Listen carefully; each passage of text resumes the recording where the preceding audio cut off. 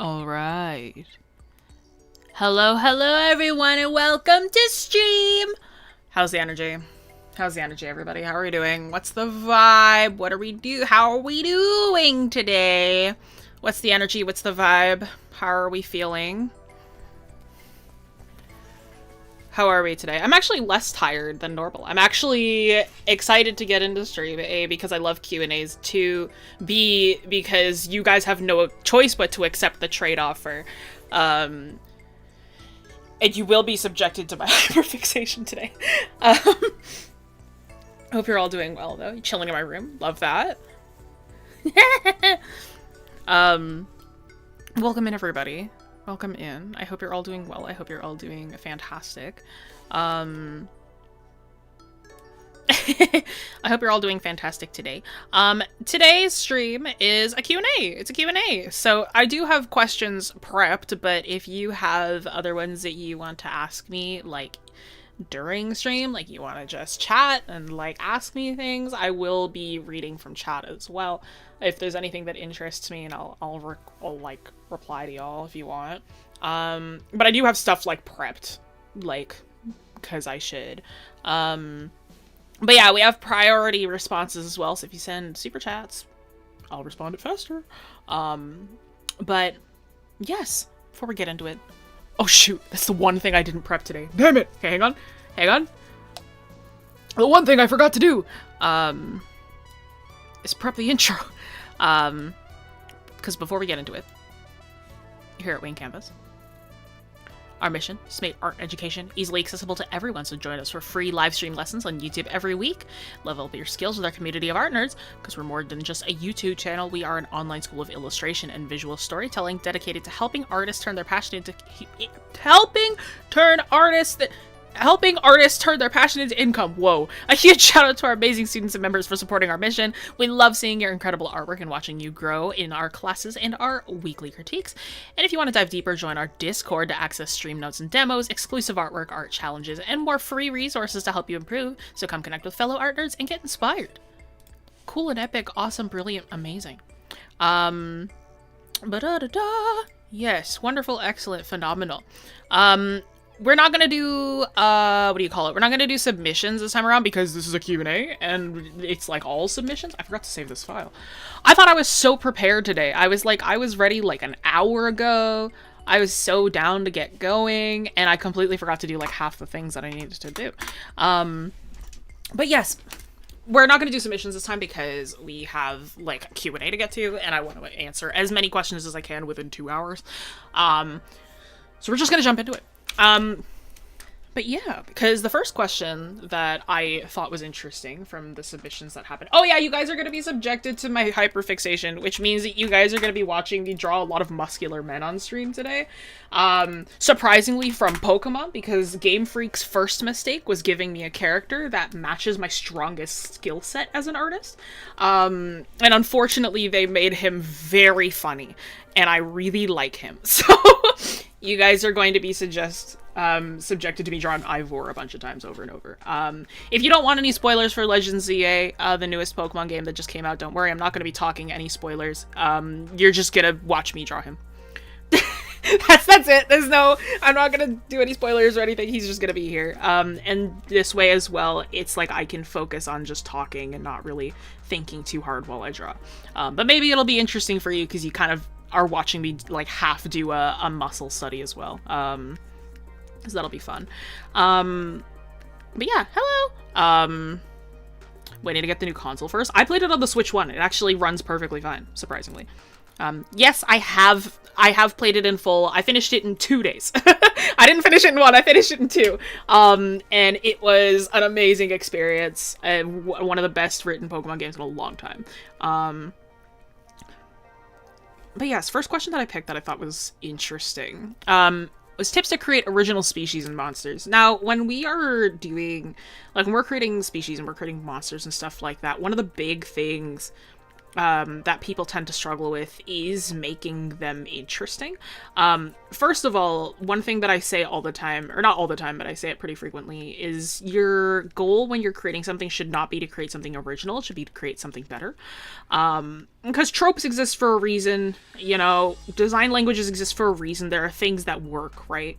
And, like, when we are working with a creature and creating something new, you don't necessarily need to worry about it being the most original thing ever, because, you know, we work with tropes and things all the time. The thing that we should worry about is making them interesting. So it's like working with tropes is fine, working with things that already exist is fine. We just have to find a way to make them better than they originally were, you know. Outside of that, though, one of my favorite things to do is I love to take inspiration from nature. Mother Nature has a lot of really good shape language, a lot of really good, like, things that already exist within it. And I think, like, if we focused on, you know, like, taking inspiration from the world around us rather than trying to pull something out of your brain, you'll find that by mixing a lot of concepts that already exist, you'll get some really good stuff. The ocean is a great place to get inspiration from aliens. For aliens, the ocean and insects are both really great for getting inspiration for, like, more alien things, monsters. Like, there's a lot of freaky things that exist, you know? And, like, I think that we should really, you know, use the world around us as more inspiration, you know? But yeah, get inspired. Get inspired by stuff that already exists to make something new, you know? Having Storms wanted to pop in and say, have a great stream. Thank you.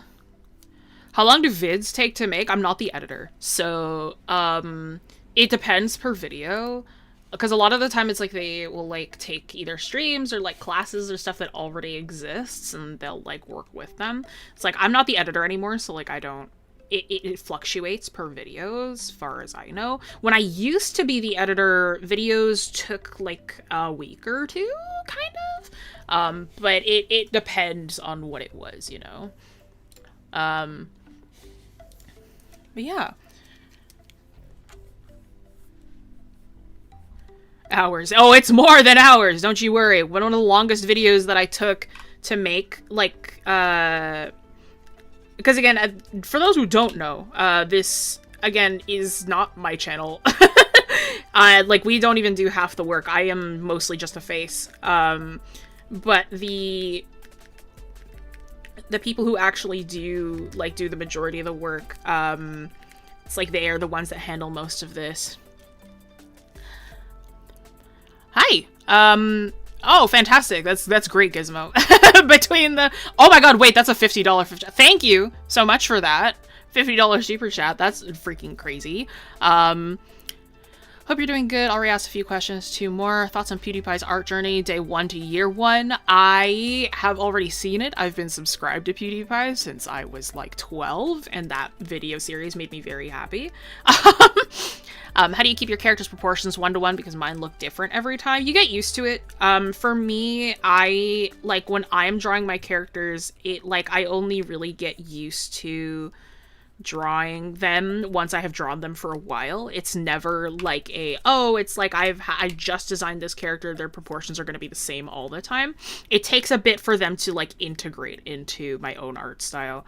So for me, it is genuinely just drawing them over and over and kind of getting used to their proportions and letting their proportions become muscle memory rather than, like, you know, focusing too hard on other things with that. So yeah, literally the short version of that answer is practice. Just draw them more. Is the genuine, like, short answer to that. Is it obvious that I drew muscles a lot growing up? Like, is it obvious yet? Next question that's on here. When you're designing a new character or concept, how many versions do you go through before setting on a final design? It depends. So, funny enough, I kind of just answered it. usually I'll have like a first design and I'll have that and expect it to change the more that I draw it. Especially with like my D&D characters, I will have like a character and I have that initial design and I'm like, okay, I'm like, this is kind of what I'm going off of, but I expect the proportions to change. I expect like the way I draw them to change, you know, I expect their demeanor, their body type to change. One of my current characters that I play as Cricket, my tiefling. Cricket started off with me kind of wanting them to be maybe like a little bit chubbier, and then as time has gone on, I have like changed that and like exaggerated proportions more and like gotten more used to like the way that I draw them. So it's like their body type is far different from what I started with and what my initial like intentions were, but like in a fun way, you know. Usually what I'll try to do, it's like if I am, like in terms of versions, I tend to go through a lot more for other people versus myself, because it's like when I'm working with other people, they'll give me a concept and like I'll have to go through, usually it'll be at least like 6 or 7 iterations of the character if we're taking them a little more seriously. And then by the end, I'll be like, okay, it's like, it's like, which one do we like? And we might mess around with them more. We might like, we might rearrange stuff. We might try things a little differently, you know, that kind of thing. But it, like, the long and short is that it depends, you know. I do like cats. Cats are one of the things that, like, I started getting better at drawing them as time went on. Genuinely, whenever it's like how do you draw this? How do you draw that?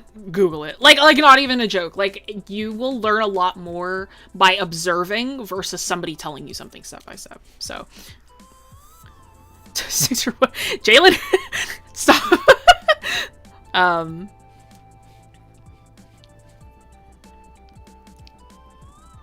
But yeah. Struggle with keeping characters 100% consistent, turnaround type of accuracy, I suppose practice proportional exercises, yeah, for sure. And it's also like turnaround kind of accuracy is like, that's for like animators. Like if you're an illustrator, people push and pull things all the time. That's really, really common. All right. Next one that I got here. How do you choose clothes? I either make them so out there and opulent or it's just a t-shirt and jeans. How do you make it simple yet iconic? I would get familiar with fashion to begin with. I realize I did this. Like, he's got a shirt on, so it I don't need to do that. I would learn different types of fashion. For me, I am like, I take inspiration from the world around me. I look at trends. I look at things that's going on. And there are ways to make, you know, like simple clothing interesting. Like you can like there's patterning, there's proportioning, right? There's all that fun jazz, you know, because like just a t-shirt and jeans is fine, but you can make the t-shirt, you know, more fun. You can like give it a pattern. You can give it like a what do you call it? You can give it a design on the front. You can like add like keychains. You can, but it also depends on what your medium is, right? If you are like an illustrator, then yeah, you want to add a little more detail to it. But if you are an animator, keep it simple, you know? Like you don't want to get too opulent. You don't want to get too crazy, right? Realistically, the thing too is if you are designing something and you want them to be like iconic, but like more simple, what I would probably do is I would just try and pick 1 or 2 things that would like stand out about their design, right? It's like maybe they have like a symbol that kind of repeats somewhere, or like maybe they've got like a signature color or something like that, right? It's like more does not equal more all the time, you know? Like again, like we've got a lot of very iconic characters that are super, super like simple. And, like, you don't need them to be, like, Hoyoverse kind of, like, detail work if, like, it is, you know, just not for that medium, you know? So, I would study more fashion, but also I wouldn't be too, like... I wouldn't be too pressed if your fashion isn't that interesting either, right? Drawing muscular Pokemon. Just the one! Just the one!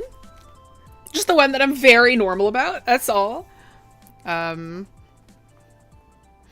to take a class, want a degree in character design animation. I can't afford it, I'm 14. How do I find people to talk to for help? Find people who are already like character designers and animators and stuff like that. Like, you are, first of all, don't share your age in chat. Nobody share your ages in chat, but I'm sorry, I read that out loud, but nobody share your ages in chat. Also, you're so young though. Like, this is not something you need to worry about right now. Like, it's cool to talk to people, but just like, don't, you're literally so young. Like, don't worry about it. I would focus on just trying to have fun as an artist right now, realistically. Like, I wouldn't worry too hard about, like, trying to break into an industry at this age. You have time. Alright. How do I animate? Not my forte, sorry. How do you make art when you have no motivation or waiting for motivation to come? You want to know a secret? You don't. That's literally my answer. If you are like, I have no motivation, I'm waiting for motivation to come, I have art block, don't draw. Like, genuinely don't. Like, what you need to do is you need to take a break, and you need to stop. What I'll do sometimes if motivation is there and all I have to do is just get myself up off my butt and start working, what I will do is might do like a, what do you call it? I might do like simple sketches, or I might like just doodle a little bit, something that's more self-indulgent so that I'm not like feeling like death while I'm working. But realistically, like, if you are like burnt, if you are low on motivation, if you are like, don't draw. It's not gonna help. It's actually gonna make you feel so much worse. And like, I'll be 1000% transparent. I've been burnt out for months at this point. Like, I've been noticing that I've been like really slow with drawing lately. Like, I have not been very fast. I really don't have the energy to do a lot as of late, and that's been like kind of pissing me off, but it is what it is. And like, the biggest secret is like, you just stop, you know? Like, you don't like pushing a car to drive when it has no gas will make the car break, you know? So like, genuinely, like, take a break. What level of detail would you have for characters in a comic? To have them in details, VTubers are extremely simple, like for animation. Somewhere in between. Comics are interesting because it's like, for me, I tend to keep my comic characters like fairly simple. Like, I don't really like, what do you call it? I don't really like make them really opulent. I don't really make them like animation levels of like not detailed, but like realistically, like, comics are interesting because like, I recommend that you keep them simpler, but it is like illustration at the same time. So like, you could make them a little more opulent than animation because it's not like you're doing frame by frame, but at the same time, you don't want to like kill your wrist. So at the end of the day, it depends on like what you as an artist can handle. And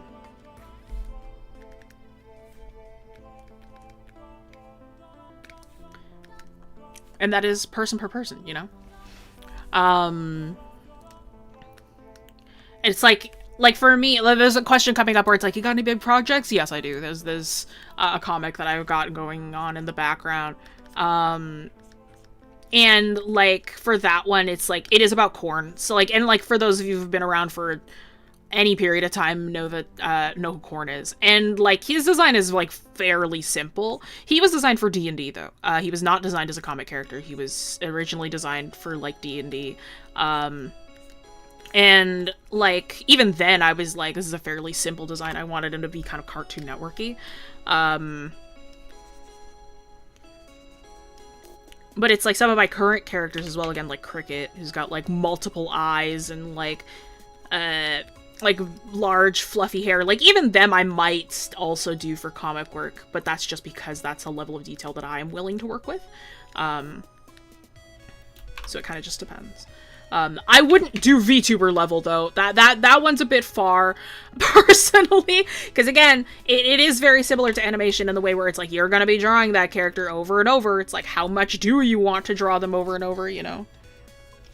Do I write my stories? Yeah, of course.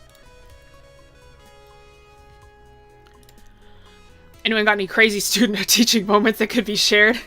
Y'all ready for a doozy? I am one of the instructors who has been here the longest. I've been teaching at Wing Campus for about 6 years. And what that means is that I've been at the studio since it was in person. So not only do I have online student stories, I've got in-person ones too. In which then I'm going to share the in-person ones because those are a little bit less inconsequential. What's the name of the character you're drawing? This is Ivor. He's from the new Pokémon game. He's from Legend ZA. I'm really normal about him. And that's all I'll say about that. But no, back in the live studio, I was teaching in person when I was 18, and like we had a ton of students who would come in and out. I was the youngest instructor. I still am the youngest instructor. But back then, as a teenager, I was absolutely the youngest instructor. And the, what do you call it? The thing about teaching as a really young instructor is that you get a lot of students who are kind of around your age. Even though I taught a lot of kids. But there was one guy in particular, and I won't name names or anything, but there was one guy in particular who, it was kind of strange because he was a bit of a handful, and I had to teach him, and I believe he was like a year younger than me, not even. He might have been my age. And he was one of those students where it's like the parents warned us. It's like, hey, you kind of got to watch over him more. If he has to get up and walk, he's got to get up and walk, you know, that kind of thing. And I'm like, okay, that's fine, whatever. And I think he was interesting because whenever sometimes I have students that are like, it's like, what's the weirdest thing you've had that students have drawn for you in a class? And I'm like, probably the kid who did Miku Gore 4 comas. Like that was pretty crazy. This is this student. This is this guy. He would come into class and he was like, Jessie, you want to see the newest art piece that I've made? And I'm like, that's awesome, man. You know, I'm like, I don't know what to say to this, you know, just kind of watching him, you know. This is all precursor, by the way. This is not the story. This is precursor to this student. I know, right? I'm waiting for the reactions to come in. This is all precursor to this student, right? Eventually, you know, his kind of behavior came to a head when there was a day I was teaching a class. There was 14 students there. Or no, there was less than that. Oh my god, there was less than that. There was like 10, maybe 9 students in that class. And there was a girl in there. She was very sweet, very shy. And the thing is that he definitely had a crush on her or something. He was very fixated on her. And very frequently I would have to tell him to like back off and stuff, you know, because she just did not want him in her personal space. And then one day it was like good lord, man. One day he like walked up behind her and like sniffed her hair. And I was like, okay, right? And I was like, okay, no. I'm like, I told her, I'm like, you're gonna sit next to me now. And I'm like, you have to be far away from everyone. I'm like, okay, you're gonna be sitting out here. Like, sit on this far side so you don't disturb anybody anymore. And so he's sitting there, you know, he's staying away. I'm making sure that she's safe. I'm staying with her. And so this is where everybody's interested, is the gossip.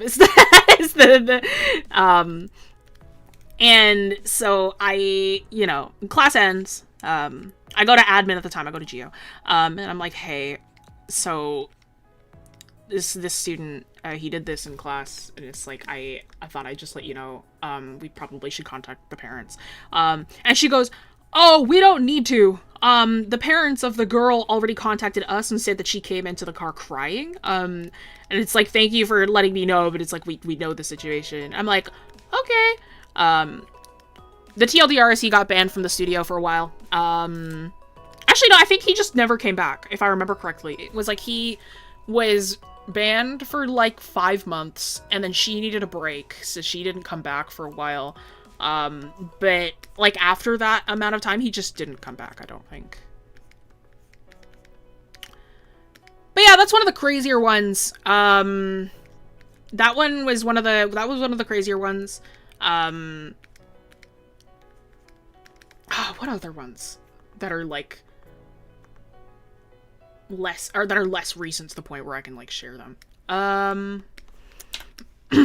Oh, you know what? There was my very first teaching experience. My very first teaching experience ever. I was a TA with the studio before we were. This one's funnier. This one's not as like crazy. Like in terms of like illegal behavior. This one's more like funny. One of my very first teaching experiences, I was a TA before I was a full instructor. And what that meant was I what do you call it? I got to kind of shadow an instructor rather than like actually teach a full class. And what that was is it was a class of a lot of young kids. And it was like, this one was a big class. This one was like almost 20 kids. And the instructor at the time, Ripsy, she was like, okay, it's like what you're gonna do is you're gonna like, it's like you're just gonna make sure, like, go to the kids that might need help or like help clean up and stuff. And like while I'm helping with somebody else, you know, it's just like, just try and make the workload easier on me. And I'm like, okay, I can do that. Right. And at the studio at the time, our age limit in terms of like how young a kid could be was 6. You could be no younger than 6. In very, very rare occasions, we would let in a 5-year-old. And the big reason for that was because it's an art studio. There's a lot of more dangerous equipment. There's stuff that the kids could break. So it's like, we want your kid to be, you know, mature enough to be able to handle this kind of equipment. So in very rare occasions, they would let in a 5-year-old, right? If the parents are insisted, and then we can do like a test run with them to see how well they fare.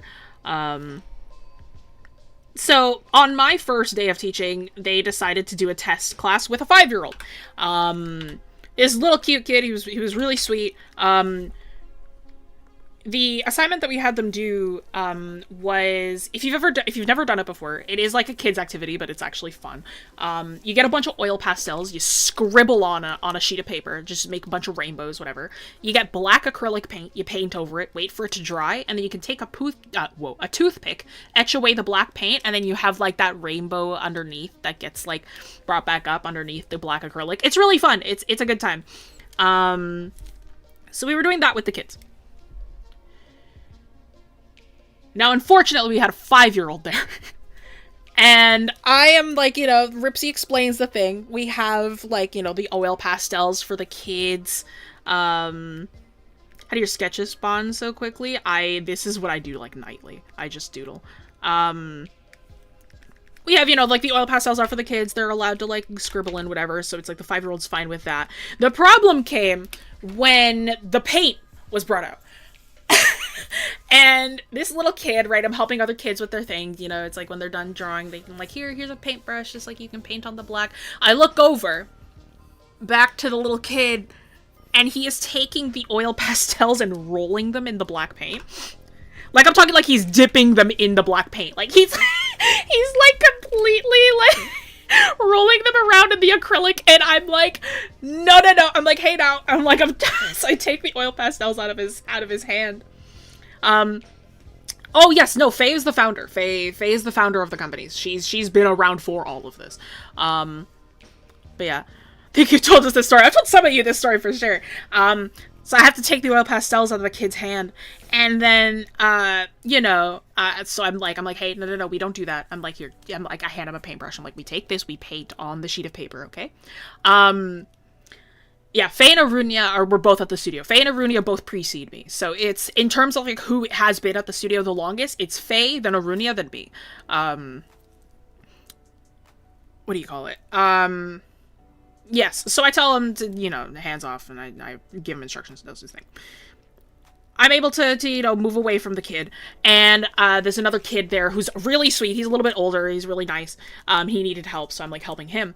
And in the middle, he's, like, asking me a question. In the middle of him talking, he stops. And he, like, looks up, and he goes, is he supposed to be doing that? And points across the classroom. And the kid has now gotten up, is taking the oil pastels. Hi! He's taking the oil pastels and scribbling on the whiteboard.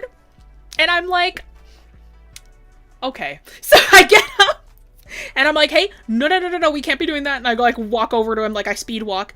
And then the kid whips around, shrieks at me, and then starts running away. Now, let me give you an idea of what the layout of the studio was originally, right? So, at the original live studio, we had there's like a hallway right here. We had a small area here. We had a small classroom here. The entrance area was like this, right? And then there was a waiting area here. We had another classroom here. There was the big classroom back here. And then there was like a couple other... This was a classroom. There was the kitchen over on this side. And then this was like where all the hardware material was, right? Bathroom was right here. So we're in this classroom. We called it the Monet Studio. We were in here. Kid runs. The whiteboard was right here. Kid runs from here all the way up to the entrance of the studio, right? This is the second studio, yeah. He runs up to the entrance. This is where admin desk is at the time. And I follow him up here. We stop kind of here. He shrieks at me again and then runs all the way back. And I'm like, man, right? As I'm passing by admin, Christine, who's admin at the time, like kind of just stares at me. And I like look at her and I'm like, I'm sorry. And I go back to the studio. And she follows me and she like sits this kid down and like scolds him because she's better at scolding kids than I am because I'm 18. And, like, I'm 17 actually. I'm 17 at this time. This is still my trial period. But no, it was funny. That was a good time. That one was a little more funny. Have y'all ever drawn something based on a song? All the time. I do it all the time. Like I've seen Lilo on stage after Bubble Sleeves and Nani just gives Lilo a death glare. So I'm picturing in my head. That's about right, yeah. Do I draw with a mouse? No! Exclamation point Jessie device. Or device Jessie, one of those two. I think both of them work, actually. Alright. What's everyone's opinion? Oh, that's right, I chose this one. What's everyone's opinion on those who create quote-unquote disturbing or quote-unquote gross art? The quote-unquote comfort the disturb and disturb the comfort kind of art, regardless of subject matter or reasons why for its creation. Now... without saying too much, I will say that that the best practice comes from art that is like that. And that's all I'll say. The best practice comes from the uncomfortable art. And that's all I'll say. Next question. You got any better? Oh, yeah. Bigger personal projects brewing in the back, just animations, big stories, other programs in story. Yeah, so I mentioned it before. I am like... I do have like... I am like very comic oriented. Like you can kind of see it in my style. But, like, I have, like, another comic brewing. For those of you who are mad at me for how, like, the fact that I've kind of abandoned Grayson, I have another comic that I'm gonna be doing that I have a better plan for, I promise, and I'll probably keep up with that one a lot longer. So I do have something bigger in the works in the back, eventually, that I'll eventually get to. I'm hoping to release the comic next year, like at the beginning of next year, hopefully finishing it by the end of this year. Not the whole thing, but the prologue. I want to start releasing by next year, so then like I can kind of keep up with it, you know. Yeah.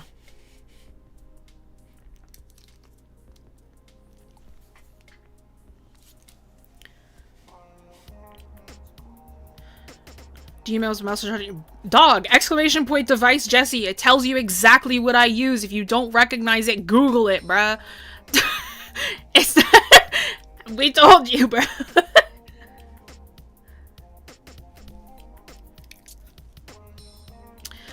How to have characters that fit together as a team, D&D related, how to connect them as far as stories, emotions, colors, etc. That's up to players. I mean, like, in terms of, like, how they look visually, if they look like they connect visually, then you're doing it wrong, personally. I think that D&D characters work best when they don't look like they visually match at all, because I believe in variety. And And in terms of, like, story and stuff, that's up to your DM. If they are, like, having their stories match and whatnot, that's up to you to, like, figure out how to, like, have that writing work out.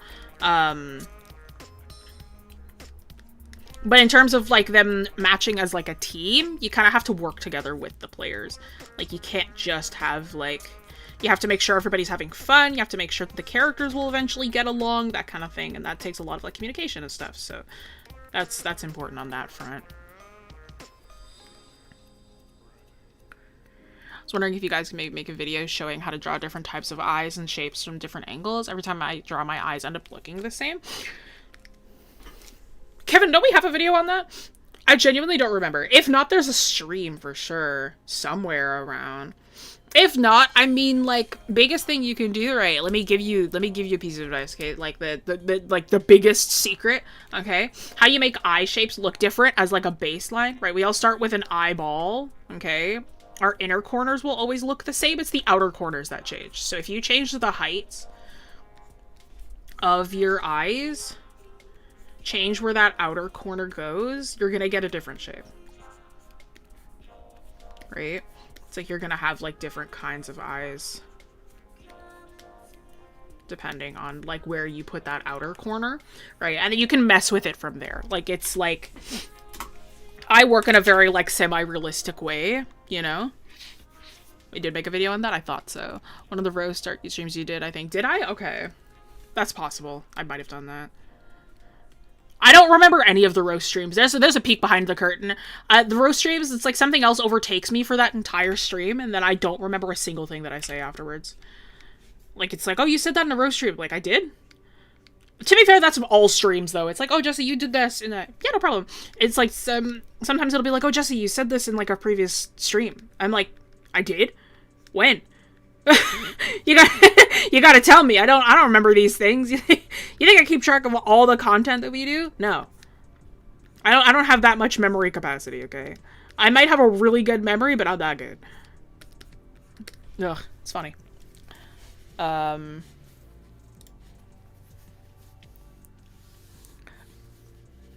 Where will I be releasing it? Oh, the comic? That'll be on Webtoon, most likely. Jessie Darkside, it's genuinely me just, like, completely forgetting who I am. Like, to be fair, that's me with most streams. Like, I will finish this Q&A stream, and I will not remember. Do I practice proportion? Of course. Like, you kind of have to. Like, if you are drawing, proportion is one of the, like, the biggest things you gotta know. Speaking of, these proportions are off. But like, drawing proportions is really, really important, because it really does, like... It's what helps your artwork feel grounded. It's what helps your artwork feel, like, correct, right? And, like, if your proportions are off, then everything is off.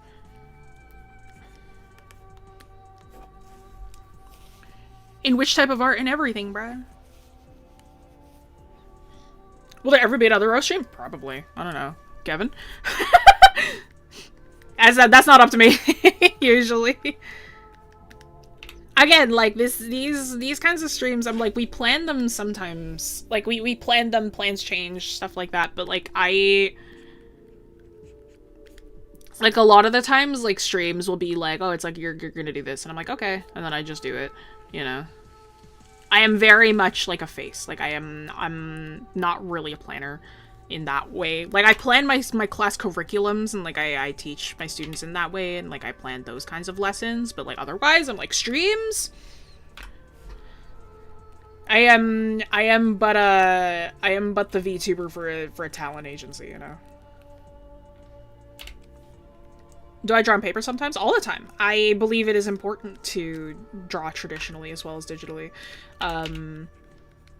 I was doodling the other day because I got tired of looking at my like tablet screen. So I doodled Broly at one point before a D&D sesh because I was just like I'm like I don't have anything else to draw. Yeah. No vehicles and she's game. Yep, that's it. Except cars. Jessie's so nice. She'll do basically any stream except cars. Yeah. Yeah. No, I can pull that up too. Hang on, let me grab that. I sent that to a student of mine recently.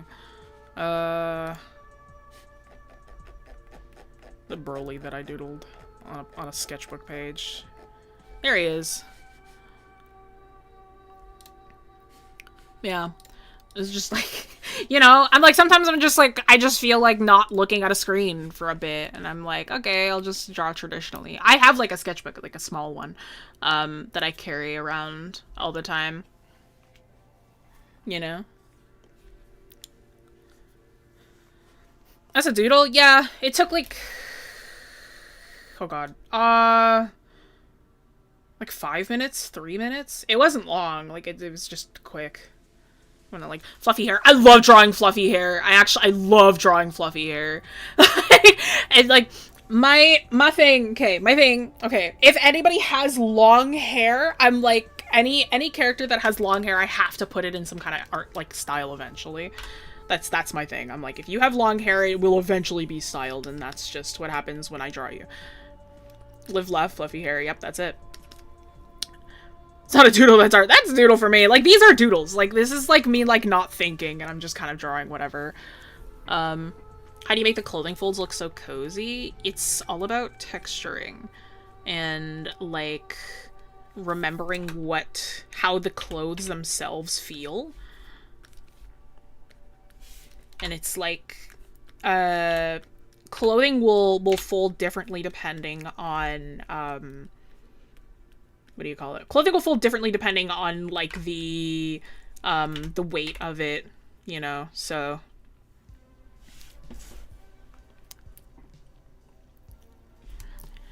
But yeah.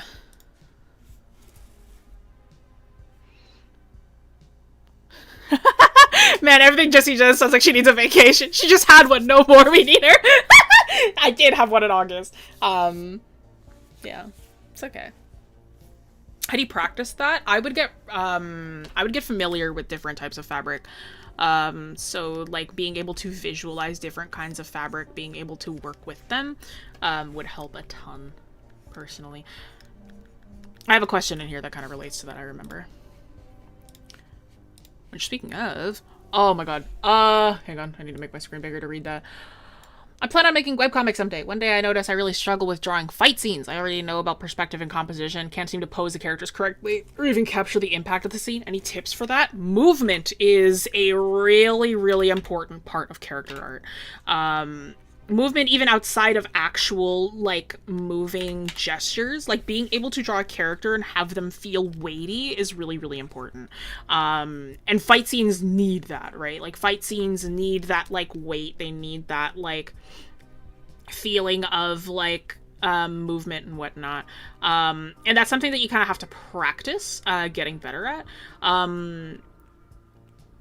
Movement, exaggeration, that kind of thing. How do you practice that? That's the problem, you know?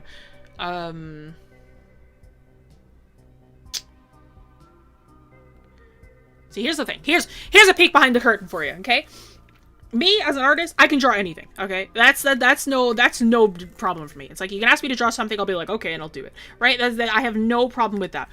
The harder thing is to know how to teach it and explain it, okay? So it's like, sometimes it'll be like, oh, it's like, Jessie, how do you draw a fight scene? My immediate reaction is, oh, you just do it, right? That doesn't help anybody. So I need to think of how would I teach that? Fight scenes and movement. So it's like, for me, what I tend to do with movement, I guess, is, like, anything? Yes, anything. Nothing. I will not, there's nothing that I can't draw. With movement, if we want to, like, really have, like, the feeling of movement, the feeling of weight, right? What I tend to do, like, outside of, like, you have your line of action, and, like, but not a lot of people know what the line of action is for. And the line of action is not only to guide, like, the movement of, like, the body itself, but it also helps guide the other elements of the body to sort of reinforce where that action is going to go, right? Let's say that we've got somebody who is like, oh, I'm going to be punching, right? Our punch, let's say that we've got, like, this person over here that's like, this is guy number 2 that's going to be punched in the face, right? So then what we have to do is we have to emphasize the movement of, like, the punch going from one side to the other, right?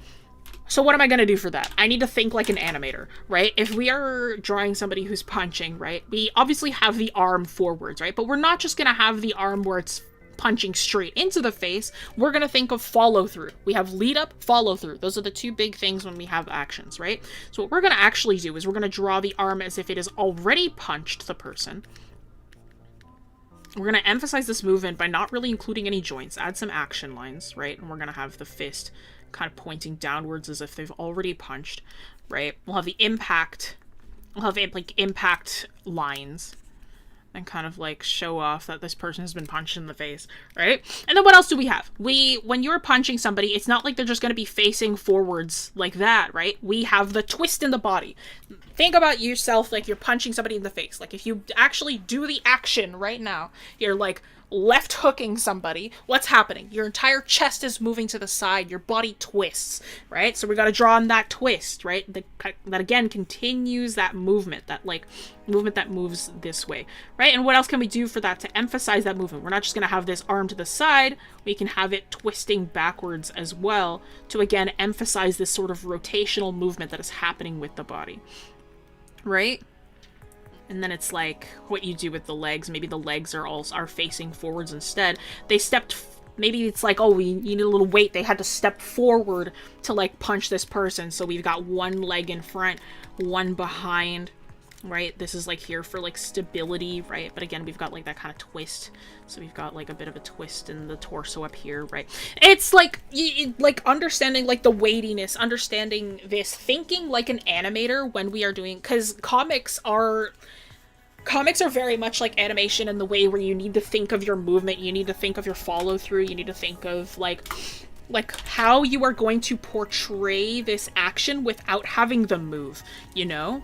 And like, let me give you an example. Oh, you got a sneak peek of a comic. Because I also drew a fight scene for the first time, recently.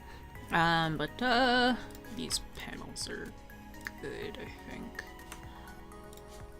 Right? Right, and it's like when we are doing actions, right, again, we need to think of like our follow through, our movement, how they got from point A to point B, how you're gonna get that moving through. This is something that takes me longer, by the way. This one's a little bit longer, right? So it's like with this movement, right, we have Korn, he runs up, right? We have another scene here. Very clearly, we have the axe coming down, swoops down, impact, right? We have the action lines that come down, smack onto the spider. Another spider's here. So what do we do? From this down, it impacts and then sweeps back up, right? So then we have the full twist of the body moving on a single foot, right? And we have that like woof, right? It's like the swing and the slash upwards, right? So we have a nice like complete twist of the body as we're moving, and we have action lines here that sort of emphasize that. We've got action lines here that emphasize the drag from the axe, right, as it moves back upwards, right? We've got a spider back here that starts showing up, and then we've got another twist of the body, arms moving forward, axe comes in here to defend us, right? We've got another guy back here, notices this guy. So it's like, what are we gonna do then? It's like, well, I can't really turn around because I'm defending this guy. Got a long neck though. Swing backwards, acid spray, right? And it's like, you gotta... So it's like, and then he gets thrown backwards. Again, we've got a bunch of impact lines and action lines that sort of emphasize that, the impact of the splash, right? We have a flat surface here, the splash of the acid, like moving around the form, again, making sure it feels weighty, it has volume, right? And then lands on the ground backwards because he's being pushed backwards, right? Back up here. Here as well, it's like we've got, like, we're gonna smack our head into here, so we have the build-up, which is swinging backwards, into the actual impact, the follow-through, the impact frame where we have, like, that heavy, heavy feeling of, like, hitting into this spider, right? So we have, like, the impact lines here, and then the impact lines here that are a lot darker to show off, like, that, like, heaviness of that feeling, right? You can even have stuff like this. It's kind of, like, silly. But, you know, like, the action and movement is very much feeling that weight, feeling how the thing moves, being able to understand, being able to follow through on that movement that you are, like, pushing for, right? Being able to, like, you know, like, oh my god, it's so hard to explain. Like, being able to visualize the actual action that is going on, you know?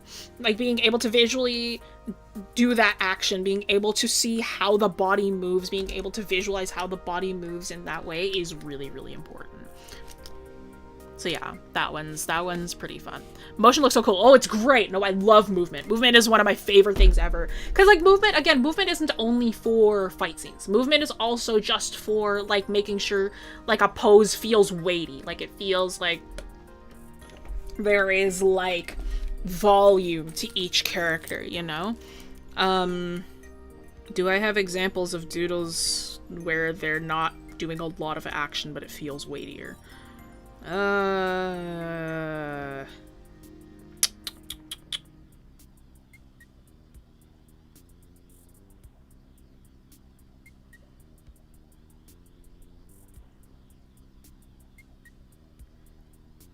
Not really. Not ones that I am able to show anyway. Oh, well! Maybe I can do this one. The one I did yesterday.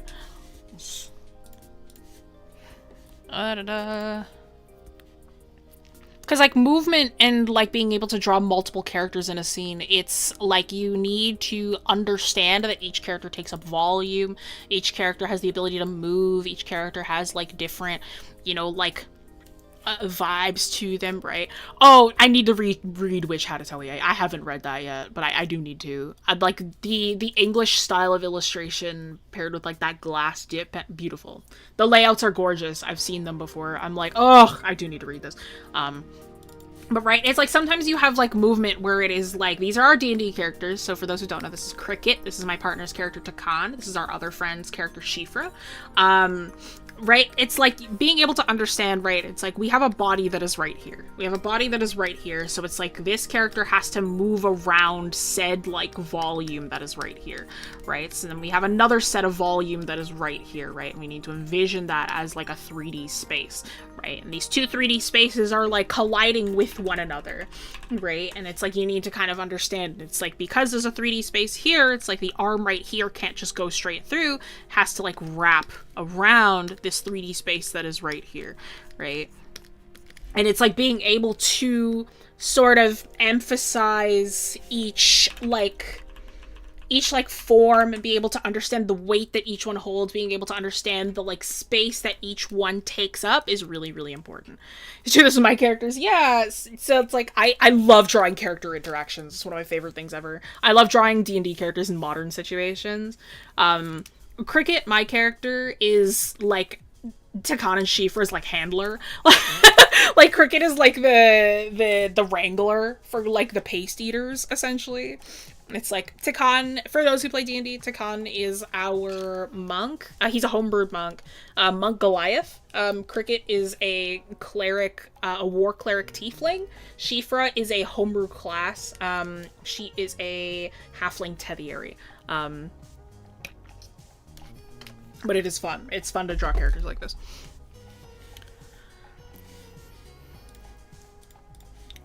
Okay. Moving forwards. How do you expand your visual library? Be interested in everything. Try not to limit yourself to one thing. So, for those who don't know, I'm a tiefling bard. Oh, I'm a warforged bard in another game. In, like, for those who don't know what a visual library is, a visual library is how artists memorize how to draw things, right? It's how we learn how to draw things, it's how we memorize things. And, like, when you have a visual library, you, as an artist, are, what do you call it?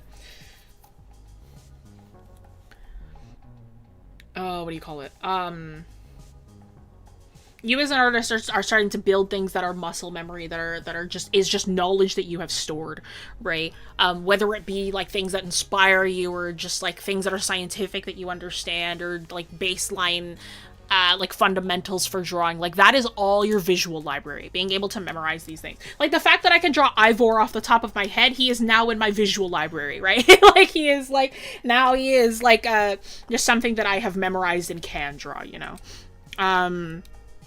And like to expand your visual library, you need to never stop learning. Like you need to always be open to learning new things and gaining more knowledge, because that is how you do it. Like be inspired by things outside of, so normal about him. Yeah, I'm so normal. Be able to be inspired about things outside of art, right? Like I really love diorama artists. I love doll artists. I have always been really interested in like biology and science and muscle structure in a very more scientific way. I love the science of art, so I'm like, I have like a lot of that sort of stuff memorized. Like being able to visualize new things, being able to, and it's like when you memorize things, when you add things to your visual library that are not just art, you get better at design as well, right? Because then it's like, maybe you'll be given like a task and you're like, oh, I need to design this thing. And it's like, oh, well, I know this like rock type that like is really good for this, or I know this animal that I could use as like inspiration, that kind of thing. To give like, true, I love to learn art. That's my superpower. I just love to learn things, just in general. And, like, to give you some... Here, I'll use Cricket as an example. Actually, you know what? No, I'll use Lonnie as an example. Because my Warforged, when I designed her, she is very much... a lot of her inner workings are very much based on anatomy that I knew off the top of my head. Anatomy and things about muscle structure and things that I knew off the top of my head, right? And using that, like, visual sort of, like, knowledge and, like, visual library was really, really important with her design. So this is Lonnie. She's my Warforged bard. I wanted her to feel like a doll. Etalon is her full name. She's named after a doll artist, because I thought that would be fun. While designing Lonnie, a lot of her, like, her actual anatomy is very, very much based in not only how dolls work, but also how human anatomy works. In order for her fingers to, like, work, I understand that the way that our fingers work is through ligaments that attach to, like, muscles in our forearm. If you are bending your fingers, these are ligaments and muscles that are pulling within your forearm. And I'm like, obviously we don't have that. She doesn't have muscles here. In fact, this arm opens up into an axe. But what I can do is I can have a pulley system that exists in the inside of her wrists, her wrist joint. And what that does is it'll pull and, like, release when she needs to. They're like elastics, and they pull and release in each of her fingers, right? And then it's like there was stuff with, like, her head as well. It was like how each finger worked, how her tongue worked, how, like, her memory was stored, how her voice worked, right? And again, these are all logistics that are sort of just based on, like stuff that I knew about anatomy in terms of, like, physical human anatomy, but also how it works in terms of, like, what do you call it? Like robotic, like very fantasy robotics, right? And like each structure that works with her, you know. Outside of that, outside of the very like robotic way of working with Lonnie, I'll bring up Cricket as well. Cricket's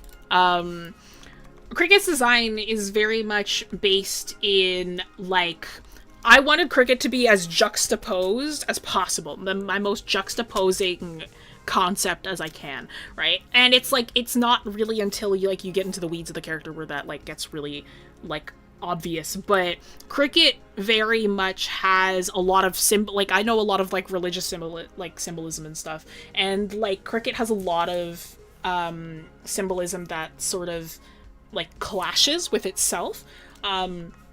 Cricket themselves is very much based on, like, the idea of a shepherd, like a shepherd or a sheep, you know, like, using, like, the hook and having, like, very fluffy hair and whatnot, very, like, sheep-like. I wanted them to be almost like a satyr without being a satyr, because a satyr would be too close to sheep, because the reason they're a tiefling is then that pushes it to demon instead. And it's like, though they are very sheep-based, it's like they look very much like a sheep, I also gave them Baphomet's horns, which is, you know, like the goat demon, right? And using, like, the very Roman Catholic Christian symbolism of, like, the sheep and the shepherd, and it's almost like the Baphomet has been shepherded in a way, you know, and it's like, I really wanted that kind of, like, visual symbolism going on in there as well. And this is all off the top of my head. Right? I didn't research this at all. These are just things that I knew, right? These are just things that I knew off the top of my head. And pulling from that kind of inspiration, pulling from that and being able to pull from that is your visual library. And being able to pull from that off the top of your head and being able to be a designer in that way and being able to kind of know all of these things off the top of your head is one of the things that makes some designers so strong. Right? Being able to know what to pull from, being able to know how to pull from things, and, like, expanding your visual library is, like, what makes some designers so amazing, because then it's just like, oh, I don't really need to research as much, I can just pull from that, right? So expanding your visual library is all just about, you know,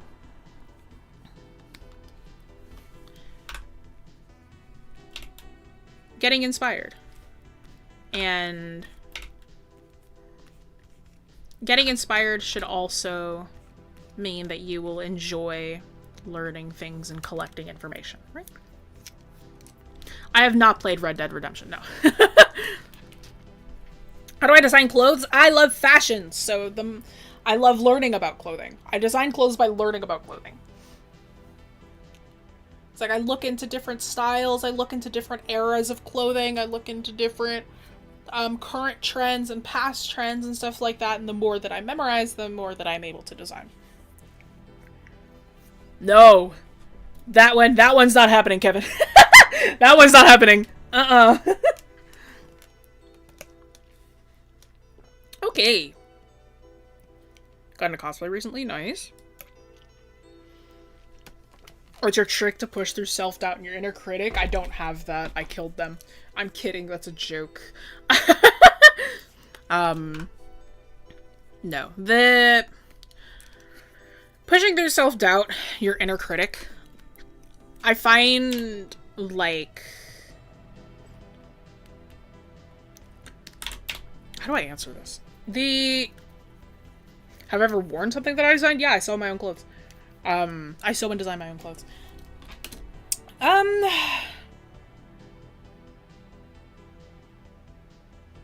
See, I had an answer to this and I completely forgot it. And now I have to explain it again. I have to think about it again. My trick to push through self-doubt and inner critics. Now, here's the thing, is that I have kind of understood for a long time that it's like art has phases. There's like a diagram that some artists will show where it's like art is more like a staircase and sometimes you fall back down the stairs, or it's more like this. Art is like a heart rate monitor where it's like you'll have days where it's like, God, I feel like I'm the worst thing ever, and you'll have days where I'm like, yes, I'm cut from the same cloth of God, right? And it's like art has those phases, I find, and it is cyclical. And the way that I kind of get over self-doubt of my inner critic is that by understanding that it's cyclical, I understand that this too shall pass. You know, it's like I understand that this is not forever, and I will be fine in a few days. You know? And it's like... I think, like, understanding that art is cyclical makes the emotions related to it feel less heavy, because it no longer feels like forever, it feels instead like a phase, you know? The best way I can put it is, like, I push past the inner critic because I know that they're not real. You know, it's that kind of, like, weird way. And even then, you never want to get rid of your inner critic. I feel like your inner critic is what makes you stronger.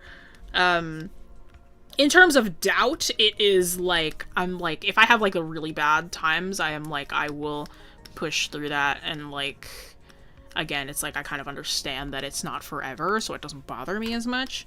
But in terms of like, oh, like it's like, what if I'm not good enough kind of thing. I have people around me who also kind of tell me like, hey, it's like you're overreacting. And I'm like, yeah, you're right. I am overreacting. Right. And then I kind of go back to normal because like spiraling is just a part of it. But like kind of understanding that this is not forever does help, I think. You know? It's difficult though, like I get it. I'll be honest, like, it's like most of the VIP students that I have, like, a good chunk of them, a question that I get all the dang time is, like, how do you, like, keep going? And that's such, like, a, like, first of all, I'm not a therapist, so it's kind of hard to answer sometimes. Second of all, it is genuinely just, like, you know, it is genuinely just, like, kind of learning to live with it.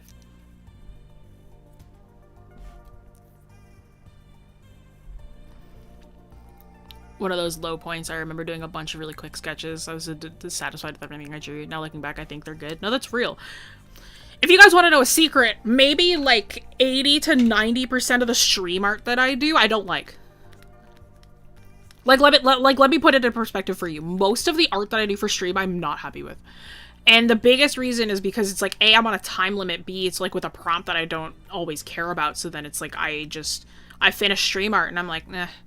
You know?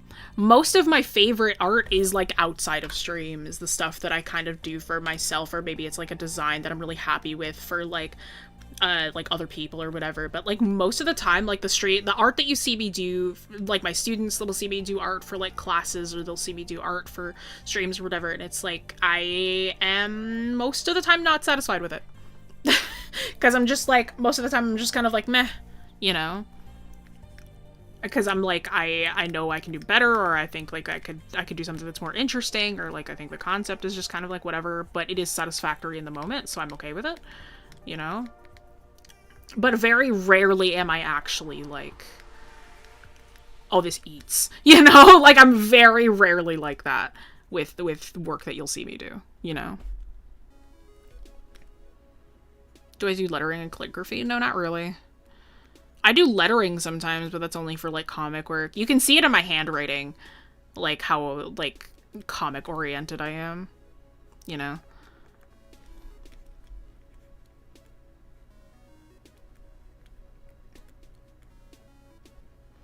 But yeah, I personally think it's kind of sobering to understand that most artists are not content with everything that they do, you know?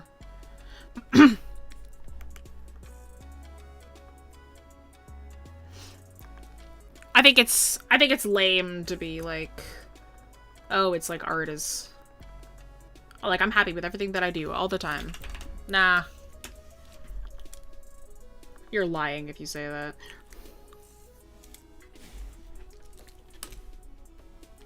It's nice to see you being honest. I can imagine with the limited time and conflicted with other things. Here's the thing, is that I don't like being dishonest about art. You know, I'm like, I don't like being, like, I don't like being like, oh, like, the art is easy and perfect all the time. It's like, art is so fun and so amazing all the time. That's because it's a lie, you know? I'm like, I can't see myself doing anything else ever, but I also understand that art is, like, harrowing and, like, tiring and exhausting.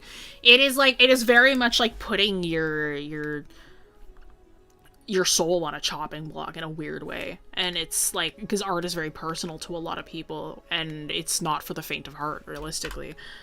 And I'm like, I don't ever want to lie to somebody about that and be like, you know the thing that people say, it's like, oh, if you do what you love, you never work a day of your life. That's not true. You've just commodified the thing that you love.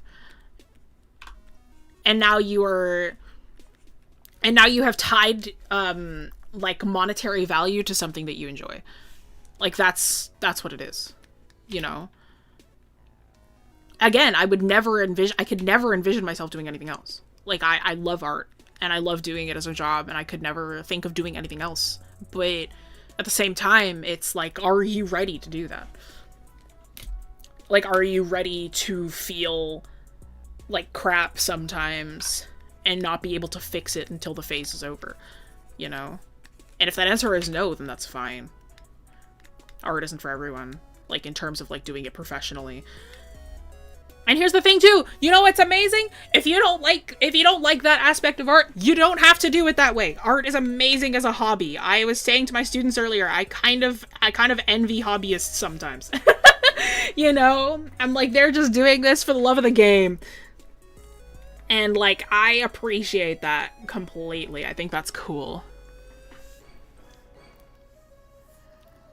Doing a school project, wondering if you think the separation of art from the artist, seeing the piece, not knowing who made it or why, is part of the reason they're so undervalued nowadays. That's interesting.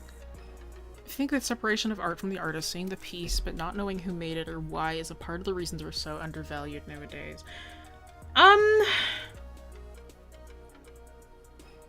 Here's the thing, is that idolatry was so huge back in the day, too, though. Maybe. I think the biggest reason why art is so undervalued right now is because we keep trying to find ways to make it a second thought rather than a form of expression. And, like, but at the same time, because we keep seeing it as exclusively a form of expression, we push it to the side as something that is not as important.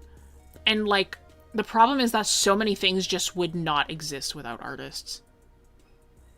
And, like you will, like, most things in life you would not have if an artist didn't make it for you, you know? And that's, like, that's the toughest bit, you know? Yeah, support your artists! Or hungry, too, you know? I don't use Critic. I don't like Critic. Sorry.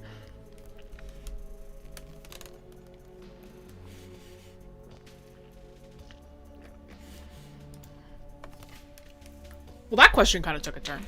That's fun. I like that. That's interesting.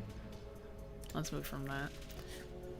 How do you push a very generic idea to something more creative? Now, when we are... Oh, I think it's because it's difficult to quantitatively and monetarily see the effect of art and humanities in general. It's true. It's difficult, too, because, again, we have... I'm just gonna keep going off of that. It's difficult, too, because, like, again, we kind of have... A lot of society still has that idea, like, do what you love, never work a day in your life. And people kind of just continue to see art as just fun. Fun and easy. When it really isn't. It's like, I mean, it's fun, sure, but easy is another word, right? Easy is not the word I would use. You know? I keep trying to draw this hand and I keep doing it wrong because I'm not quite getting this right. The angle that I want. I have to do a tougher foreshortening for this now, I realize. Instead, it also becomes a thing. It's like, oh, it's like you're an artist. It's like, what do you do? It's like, you just draw all day? It's like, that's so easy and so fun. I've had to go to so many chiropractor, like visits. My body has been destroyed, like, 10 times over. I have, like, nerve damage in my leg because my back has, like... I have nerve damage in my leg because my back, like, my lumbar nerves are, like, damaged beyond repair. Like, it is, like... Like, art isn't just... You sit and you draw, you know? It is a destruction of yourself as a person, if you're not careful enough. But unfortunately, if you are careful enough, then you're not working hard enough either. Which is, like, you know, that's nobody's fault except the system. But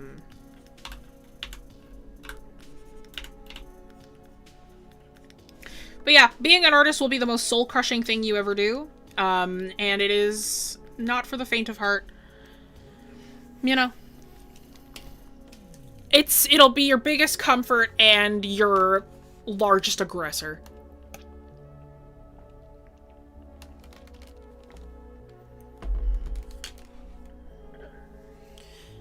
broken my brain many times trying to figure out how to draw something. That doesn't happen to me very frequently anymore, but I always find it fun when I'm struggling with a pose. I miss the struggle of art sometimes. Like, in terms of, like, the physical drawing aspect of it. Like, being like, I don't know how to do this. That was always the fun part for me. Is being like, oh shoot, I don't actually know how to do this. I gotta figure it out.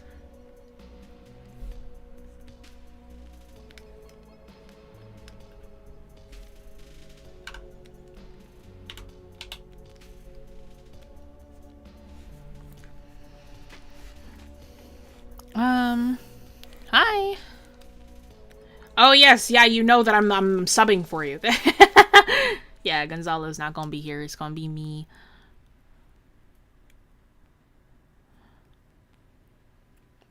How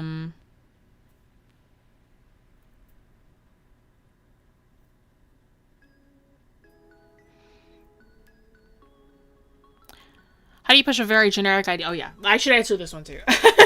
How do you push a very generic idea to something more creative? When you are working with really generic stuff, one of the things when you're designing, I like to call it the what if factor. You should never lose that. Okay, when you are designing something, you should never be like, okay, well, this is my idea, but I don't really want to move past that. You're killing your idea. You're killing your design process. The big thing that you want to do is just keep having that what if factor. What if I added this? What if this was inspired by this? What if I did this instead? Right? And just keep expanding on that. There will be a point where you reach a little too far. And then when you get there, you can reel it back again. You can be like, okay, actually, let's pull this back. Let's try to recontextualize, get back into the prompt, and then we can try again, right? It's like sometimes, like, you'll get to a point where it's like, oh, whoops, got a little too far away. Let's reel it back now. But you want to reach there first. You should never be like, I'm going to stop at this one idea that I have and nothing else is going to work outside of it. You got to keep moving. You got to keep that what if factor alive, because that's how you get something interesting.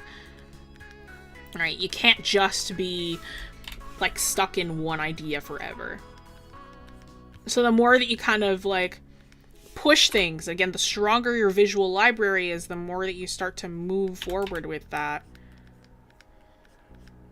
the more fun you're gonna have, you know? And to overcomplicate things a lot when learning things, and you stop doing that and just commit. I mean, it's half and half. Sometimes you want to, like, step back and, like, make sure you're, like, intaking the information and doing it properly. But other times, yeah, sometimes you, like, you'll reach a point where you're like, I'm definitely just overthinking. It's time to move forward.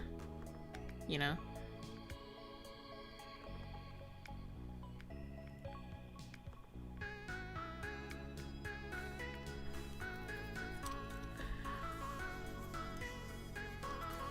Haven't used Critic in forever, mostly because all I have is a tablet now. I used Medibang for years, now I use Clip Studio Paint. Well, CSP is the better option of all of those. Man, I hate Medibang. The amount of when I had to use it back in the day for the studio, I did not like that program, bro. That was... as somebody who grew up with Photoshop, it's like Medibang was not complicated enough. I'm like, I do love Clip Studio. I think Clip Studio is amazing. I need my programs with a bajillion different bells and whistles, or else it's not enough for me. Like, I love my really complicated programs. And it's like, Clip Studio and Photoshop both have, like, a nice level of complication that's also, like, intuitive enough to where it doesn't bother me. I am like, Critic is complicated for no reason, is what my experience with it has been. I'm like, I hate this program. Like, I can't work with it. I'm like, I'm glad if like, the people in here, like, if anybody really enjoys Critic, I'm glad. I'm just like, I can't do it. Procreate's fine. Procreate, again, not complicated enough for me. I'm like, it doesn't have all the bells and whistles that I like. And I'm like, it just doesn't do as many things as, like, Clip and Photoshop do. So for me, it is far too simple. But that's a me thing. That is, like, such a me thing.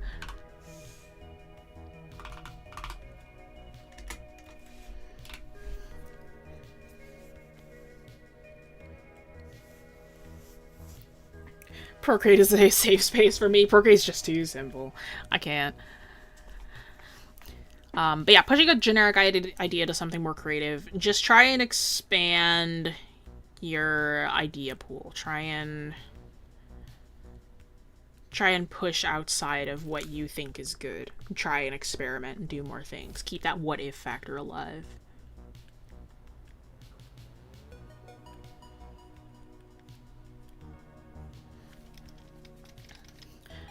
I do appreciate having the complexity of Clip Studio. Yeah, I'm like, I can't have a program that's too simple anymore.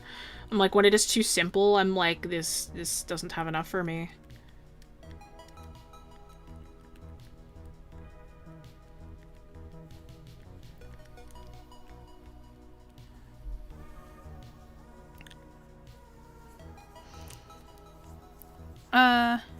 My friend used to draw and flip a clip! I'm sorry. I'm literally so sorry.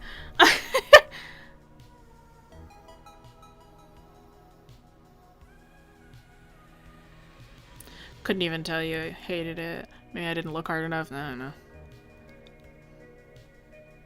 It's a cute live chat game YouTube has introduced. Yeah.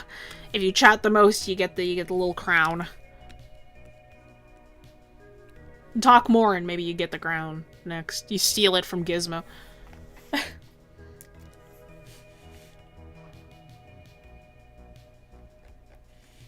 Kept going back to Medibang because of the stabilizer and simplicity. Found CSP and decided to stick with it because stabilizer works like Medibangs does and CSP just works better. The stabilizer in CSP is so much better than Medibangs. Oh my god, it's so much better. Medibang's stabilizer sucks, bro. I literally can't stand it. I really like Photoshop stabilizer. I rarely use it. Like, I don't know if you've noticed, my stabilizer has been at 0 this whole time because I'm just like, I don't need it. But, like, I cannot, like, Medibang, the brushes, like, there was not enough brushes, and the way that you made them in Medibang sucked too. It just didn't work nice. And, like, the program just did not agree with me. The blending sucked. I'm just like, ah! Like, it was not great. It was so frustrating to work with, bro. I couldn't. Not a fan. Did not spark joy. But I can appreciate Medibang for making art more accessible to people who can't pay for, like, Clip Studio and Photoshop. Or for those who don't know how to sail the 7 seas. So, you know. Still learning how to use CSP, but I enjoy it. Yeah, it's great. CSP is a really good program.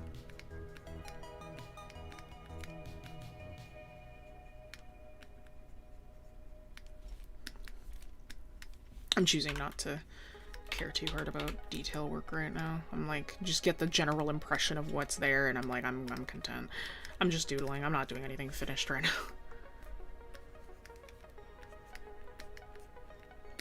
That is not my goal at this moment.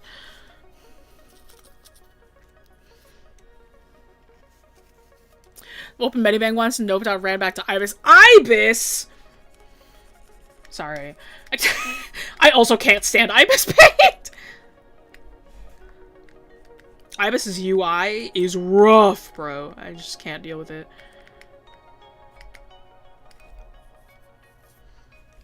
Sailed the 7 seas before? No, actually. Surprisingly.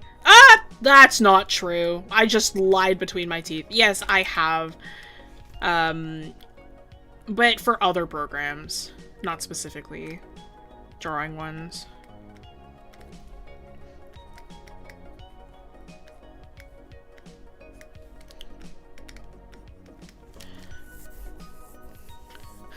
I tried Ibis immediately crashed out. Yeah, I can't do it, bro.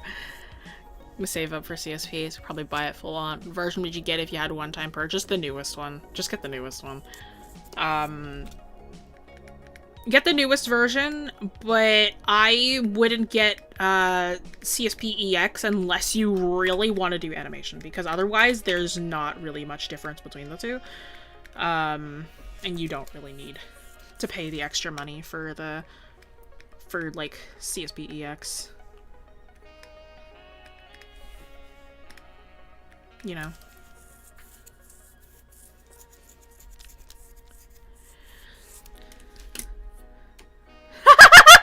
and I have come to Christ, and I do have clip, but IMS is my savior. That's so funny. CSP is not a subscription. No, CSP you pay per update, but if you just don't update CSP ever, you don't have to pay for it ever. It's really funny. Don't know how to blend by hand, so I use the Gaussian blur. Ooh, girl. Just pick up colors, have the Alt button in your other hand, and blend like that. Gaussian blur for blending is crazy. You could also always just, you know, not blend. We love a good cell shade in this house. I cell shade literally all the time.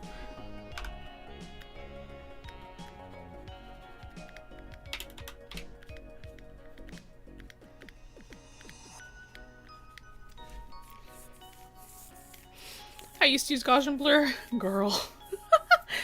Made my own blending brush. Blending brushes are so like, see, I can't stand blending brushes. I don't really like how they look. I really love the look of like, I don't love the super smooth look with blending. I just think it lacks personality. So I'm like, I really love like to have like messiness to my blending, which is why I like to hand blend, but it's to each their own. Like, some people do really like that anime super smooth kind of, like, blending style, and, like, that's fine, it just couldn't be me, you know? Like, I much prefer... Like, if I'm gonna be painting, I need texture in there, or else it feels so flat to me. Here, let me give you an example. Sarah's so unique. It really is. It's so funny. Like, I love this. This design is so funny. He's such a funny character. I really like him. I mean, like... I do. I need the grit in my art. I can't just... Come on. Load. I have so many files. Come on. Hello. There we go. Yeah. I'm like, when I'm painting, I need, like, there to be visible, like, paint strokes. Like, I'm like, I need you to be able to see, like, the texture and, like, the messiness. Like, I cannot have paintings where they don't have that grit to them, you know? Like, it's not fun for me if it doesn't have that. Let me give you a better example. This one is actually pretty smooth. There we go, this is a better one. Yeah, you know, it's like from like a distance. Here's the thing too, is like if you're smoothing it out too much, you're doing it wrong. It looks smooth enough. It looks smooth enough, like, here. Like, if you zoom in, this is messy, bro. You can see all my paint strokes. You can see, like, the sketch that's still there. I used, like, a rake brush, you know? It's like, this is messy. Like, there's nothing that's super clean here. It's all, like, really, like, I've colored outside the lines. Like, there's no, like, but you zoom out, it looks fine. Right? I'm like, you don't need to over-render. Like, sometimes it just looks better when it's not rendered. These are the same character, by the way. This is my partner's character. His name is Selic. I love him. Selic is so silly. I have any other paintings? I don't actually paint that frequently, so... No, not really, but... I need grit. I need grit to my paintings, or else it just doesn't feel right to me. That's so much. Thank you!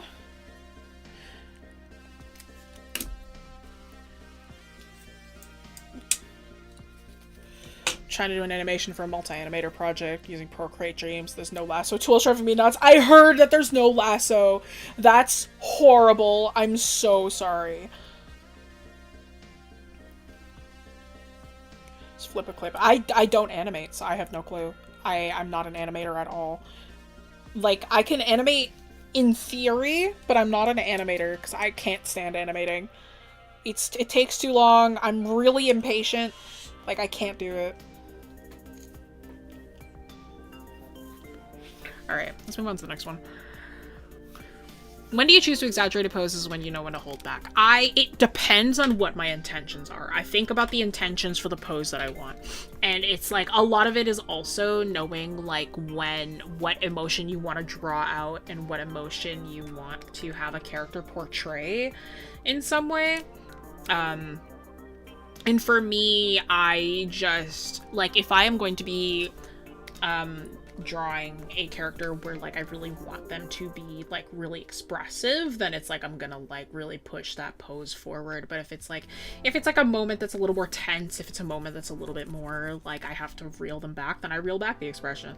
And it is like knowing when to push a pose and knowing when to hold it back is just all about like what kind of like what emotion you want to bring with it, you know? So think about that too. Like poses are not just, oh, I need this for a basis. I'm like, poses are part of body language, and like language, it's like language has different tones, right? Like you can say like, oh, I hate that. Like if you say like, oh, I hate that, you can be like, I hate that. Or you can be like, oh my god, I hate that, right? It's like you could say it in two different ways, and it has two different ways of expressing it, right? Body language is the exact same way. You can have somebody be happy, you can have somebody have a smile on their face, and that smile could be like a happy smile, it could be a restrained smile, it could be a nervous smile, right? A smile isn't the same each way, and it's the same thing with poses. You could have like somebody who is about to hit something, and it's like you could have them be like really angry, you could have them be playfully about to hit something, you could have them be like really upset about having to hit somebody, right?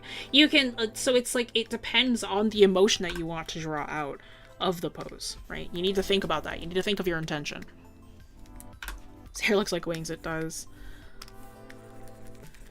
Pokemon Company really ate with this design.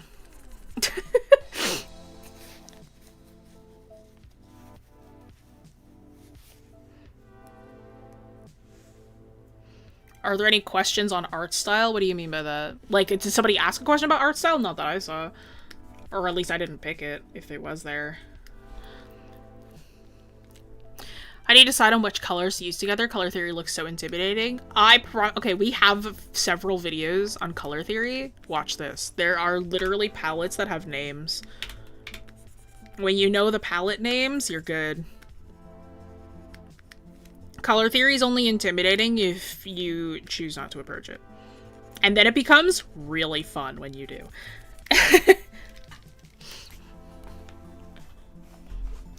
Oh, Pokemon. Yeah, he's from the new Pokemon game. I am really normal about him.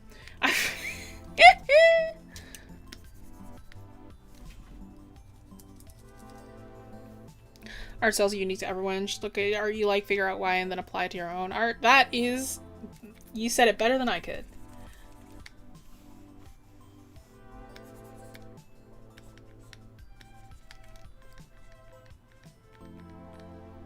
True. Super chats get priorities. If you have questions and you want me to answer them fast and immediately, then super chat. What kind of gym leader would I be? Bug type. I love bugs. I love my bug type Pokemon. Alright, what's the next one? I've got two more here.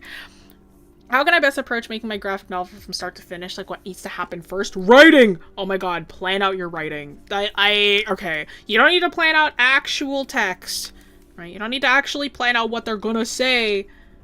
But my god, plan out what's gonna happen. At least.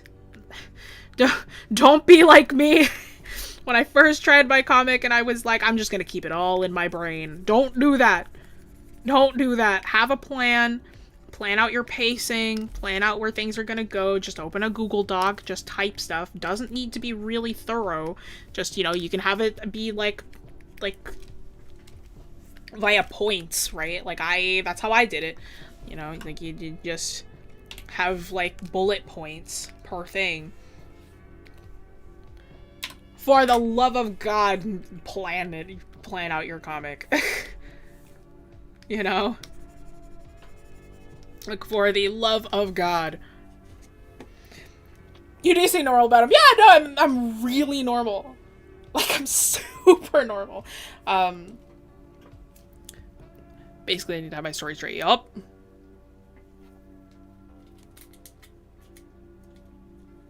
Outlines are your best friend, it's true.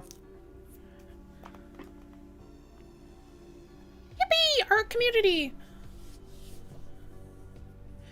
How can I apply math to drawing cubes at different perspectives? You're asking me how to do math? That's funny. Sorry, I literally, I don't know how to apply math to it. No, it's, you'd have to look that up. I've never used math for perspective. That's, you know? Where do I start when I design a character? My characters I design on a need-to-have basis. So I'm like, if I need a character for a specific, like, thing, then I design them for that, you know? Usually I account for, like, where they're gonna be at, I account for, like, what their role is gonna be, and it's like, I work off of that. Like, for instance, I had to design a character recently, for comic. I was like, they're gonna be part of, like, this royal guard that's, like, underwater. And I'm like, what do I want for this character? I'm like, I kind of want them to be hand-to-hand combat. I want them to be non-binary. I want, like, some kind of, like, eel shark inspiration. So I worked off of that, right? So it's like, for me, I, like, start off with the concept that's necessary and then work off of that, you know? Why do we need to take math classes in art college? That's an America thing, okay? I don't know why you guys have that. Like, that baffled me, that you have to take, like, math and history and science in college.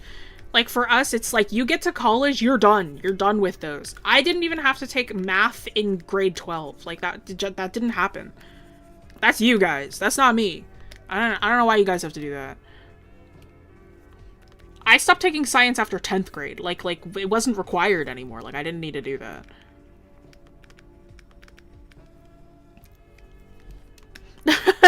Hi, Vin. Jessie cooks, she doesn't matter. I'm even to the UK. I ain't in the UK, bruh. I'm your northern neighbor. I'm up here in Canada.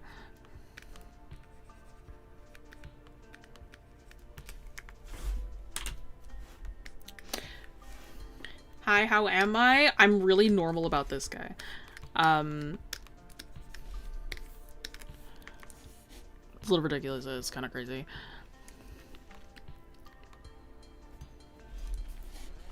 Okay, I've got one more here that I've pre-planned, and then you can just ask me stuff. I mean, you've already been doing that, and I've been answering stuff, so whatever.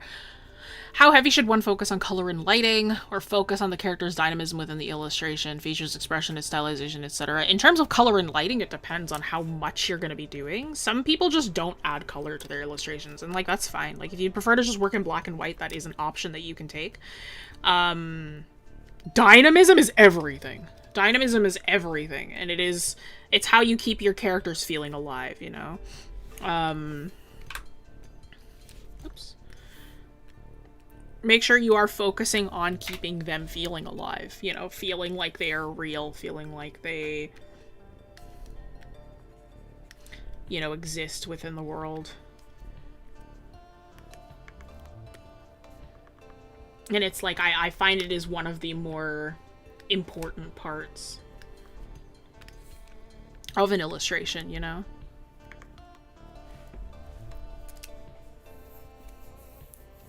Probably love Canada more. Me and cold go hand in hand. Hey, Canada's been pretty warm as of late, though, I will say. Canada's been pretty warm. Unfortunately. It's finally getting cold, though. It's getting cold. It's getting chilly, which I enjoy. I hope it gets colder, but yeah. It has been kind of warm as of late, which is upsetting. I don't enjoy that it's been warm.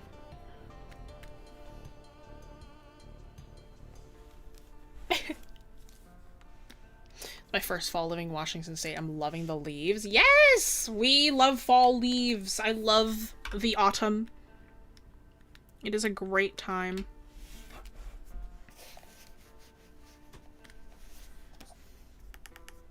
Okay, don't mind me. I'm actually gonna make this, like, white. It's bothering me.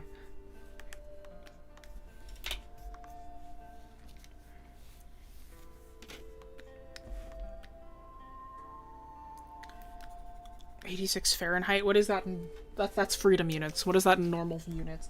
Hey, Google. What's 86 Fahrenheit to Celsius? 86 degrees Fahrenheit is equivalent to 30 degrees Celsius. 30?! It was 30 where you are yesterday? That's disgusting. 30 is peak summer here. Like, I can't. 30? Live near the equator, so seasons are so foreign to me. I mean, that's okay. I live in Canada. Seasons are foreign to me as well. All we have is winter and construction, so... You tried Kirby's views a JoJo character? No, this is a new Pokemon character, actually. Surprisingly, like, he's from, his name is Ivor. He's from the newest Pokemon game. I am very normal about him. Canada's in Celsius. America is the only place that isn't in Celsius. Literally the only place in the world that doesn't use Celsius is America. Everywhere else uses Celsius.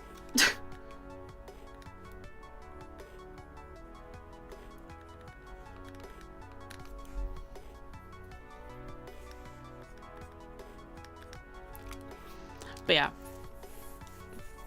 Coloring and lighting, like, I mean, like, I would focus on it, like, more if you were... Here's the thing. Every art style focuses on different things. I am very line art heavy, so it's like, for me, my color and lighting tend to take a backseat in terms of, like, how technical it is. Like, it'll look fine, but it will not be, like, my main priority. The thing that takes, like, the most technical skill in, like, my artwork usually is the line work. But then other than that, like, things tend to... Yeah, the things tend to take a backseat. So it's like, it depends on what you're hoping to do. But then for, like, dynamism and stuff, that is just baseline. Like, those are... That isn't necessarily in relation to art style. That is in relation to just your skills as, like, an artist. So it's like that you should focus on like crazy.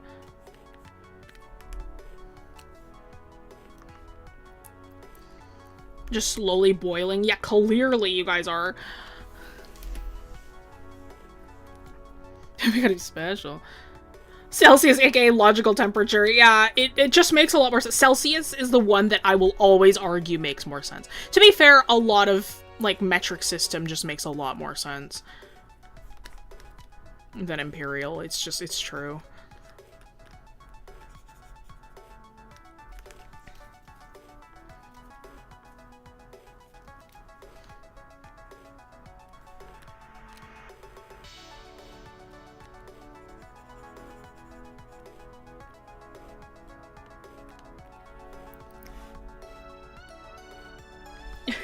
It's like 72 here. I don't know what that is, but that seems hot. Miss seasons, I want it to be colder and have trees turn colors in the fall. Snow, please. Recently moved, and that's always just been hot. Even the beach is too hot to swim in. Gross. I hate that.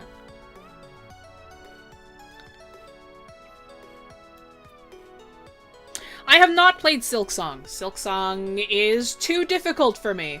I refuse to try. I am too much of... I am the type of games player who likes simpler games, and Hollow Knight was too hard for me, and I watched my friends play Silk Song, and I was like, no thank you. That's a bit too much for me. But I'm glad you guys are having fun, and I'm very happy for Silk Song enjoyers. I've not played Hades, no. I'm not a big roguelike person. I have played Stardew Valley. That one I've played. I've played with my partner. But he doesn't play with me often. He doesn't play Stardew with me often. I would play a lot more if he played with me. Forever cursed loving games having no skill. Yeah.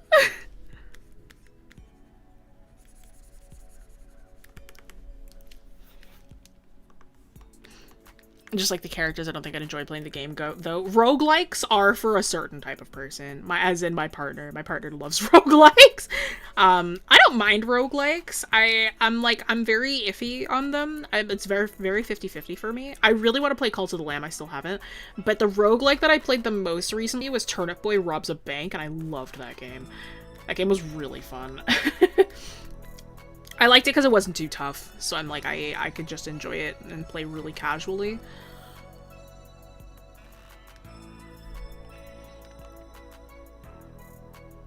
Because I spent too much time smiling over the Stardew characters and playing. See, here's the thing. Despite me, I actually really dislike dating systems. I don't like them. I find them boring. I don't enjoy romancing characters. It's just not my thing. Because I'm like, for me, I'm like, I just don't find, like, it's weird. I am like, I don't mind if romance happens in games, but I don't like it if I have a customizable character and then I can romance somebody. Because then it's like, it's weird because then I'm like, I am like inserting myself in the situation. I don't like that. I'm like, I actually want you to stay away from me. Like, we can be best friends. I am happy if we are best friends, but I don't want anything to do with you romantically, is my thing. That's not, I'm like, it's not for me. It's like, if I was to play Baldur's Gate, I wouldn't romance anybody. And that's, I'm being serious. Like, I would not do any, I wouldn't do it. Oh yeah, Turnip Boy's so good, right? Alright, have a good one, Gizmo. But yeah, no. I'm not a big romancing person. Despite me being really normal about certain characters, I'm just like, I'd rather appreciate from afar, you know? So even in like Stardew, I didn't romance anybody.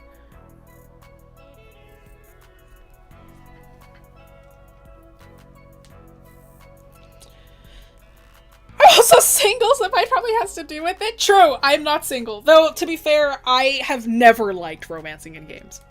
That has, like, even before then, I was like, I have never enjoyed romancing in games. It's just never been my thing.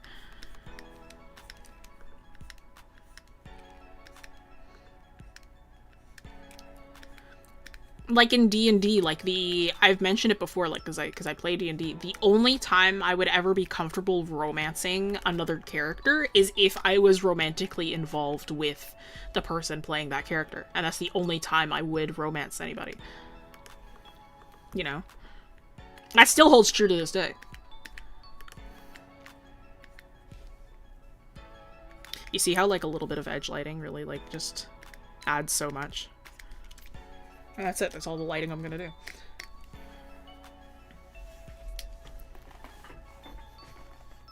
Not romancing in Baldur's Gate as well, yeah.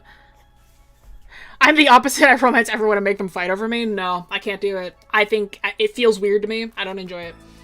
I've never really enjoyed romancing. I'm like, I don't even like dating, man. I'm the type of person where it was like, I really enjoyed being single. And it's like, I wouldn't trade my partner for the world. Like, my current, I wouldn't trade Crow for the world, but I am, like, I'm the type of person who was, like, confident enough to just, I could have been single for my entire life if I wanted to be. And I am, like, I am completely okay with that. Certain levels of, like, romantic affection just annoy me. There's a mod that lets you marry a player in Stardew if you're playing together, though. I'm pretty sure it doesn't need to be it's not a mod anymore. Like, they just added that. Like, you can just marry the other player character.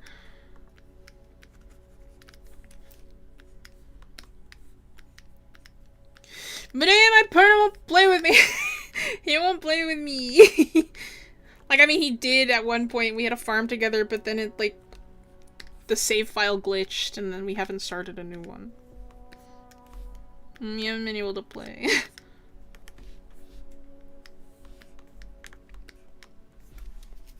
See, I say, I'm like, that's all I'm gonna do, and then I keep making it more complicated.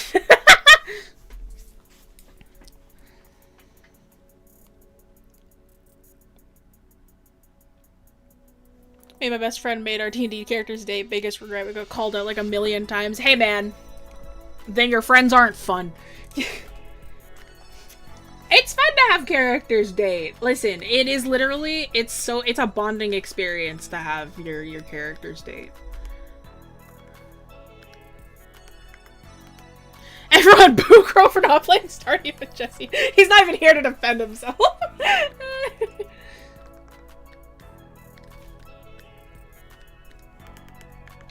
No, it's okay. I don't mind. I literally forget all the time that we haven't played Stardew in forever. What I played more was The Sims. I made all of my friends in The Sims. And we had a... I made all of my friends in The Sims, and we all had, like, a house together. And I just, like... I didn't even, like, properly play the game. I just used the cheat code motherload over and over, and I just got us, like, a mansion, and we just, like... And we just did whatever the heck we wanted. It was great. That's what we do. Tell him your chat is disappointed in him. Okay. Doesn't help that our characters were OCs we did for role plays. We were kind of just like, okay, and didn't think about it. No, it's completely fair. Listen.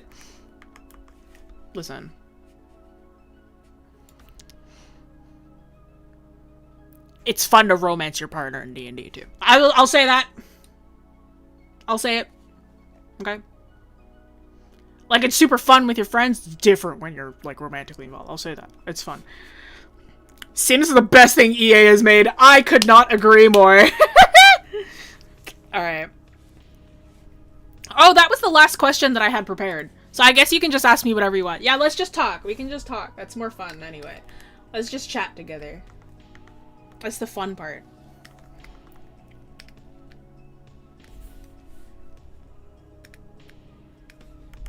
You know?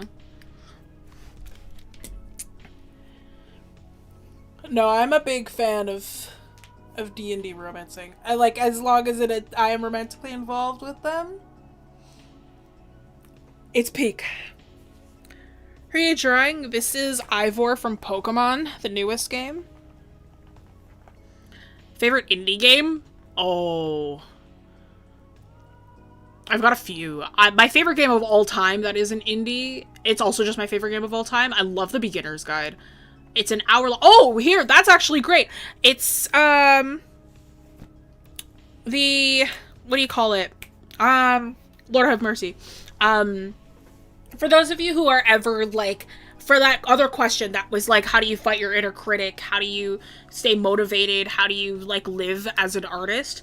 If you want a game that will break you apart, you play The Beginner's Guide. I'm not going to tell you anything about it. It takes an hour. It's a walking sim, so you don't even need, like, you don't even need skills in terms of, like, gaming.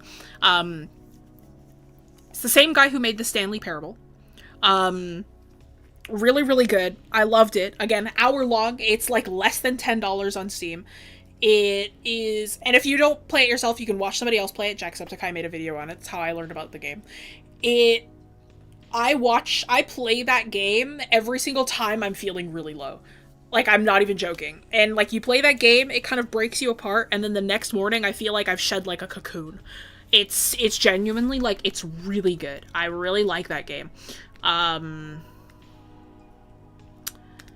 Beginner's Guide is really good. I really like Kentucky Route Zero. I really like, what do you call it? What other indies do I really like? The Turnip Boy series is really good. What Remains of Edith Finch is really good. I like anything that was produced by Annapurna.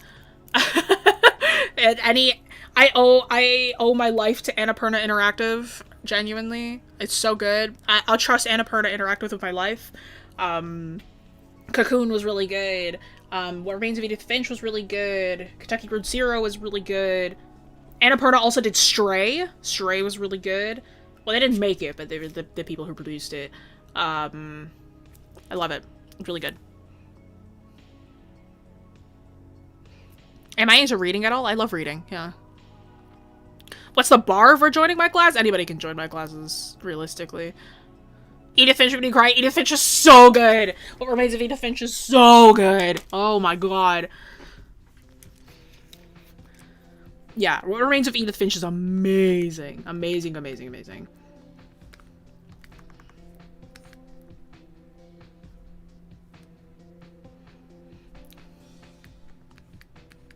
I don't know why. I'm like, I love having really big canvases and then just starting, like, whenever I'm doodling, it's just, like, in little spots. It's more fun that way. What Made the Finch is really good. Again, more Annapurna. If you really like those kind of, like, games that are, like, a little more down to earth, I do recommend Kentucky Route Zero. If you like reading, you should play it. If you don't like reading, you really shouldn't, actually. You shouldn't play that game. Ah, Stray. I loved Stray. Stray is one of the very few games that I've played more than once.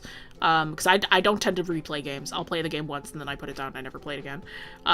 Stray I've played maybe 4 times now. I did it twice just for fun, and then I 100%ed it, and then I played again just for comfort, because Stray makes me, like, Stray gives me nostalgia for a place I've never been to. I love the environment design in Stray so much.